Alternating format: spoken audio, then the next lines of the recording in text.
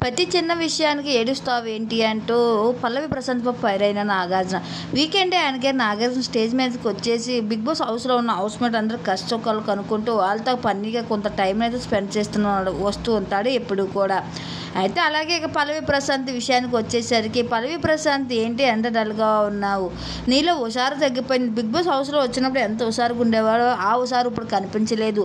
నేను రైతు బిడ్డని చెప్పుకుంటావు. నీ చెప్పుకోవడం సత్తా చూపించడం ఈ వారం ఏమీ కనిపించలేదు.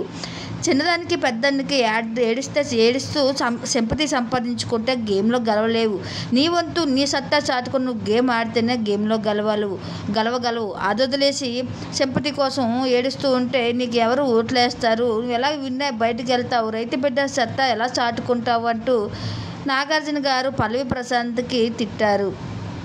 అది విన్న పల్లవి ప్రశాంత్, లేదు సార్, నేను నా వంతు గేమ్ ఆడి చూపిస్తాను. ఈ వీక్లో నా టాలెంట్ ఏదో చూపిస్తాను అంటూ అనడంతో, ఈ వీక్లో కాదు ప్రతి వీక్ చూపిస్తేనే నువ్వు విన్ అయి బయటికి వెళ్ళగలవు అంటూ నాగార్జున గారు సమాధానం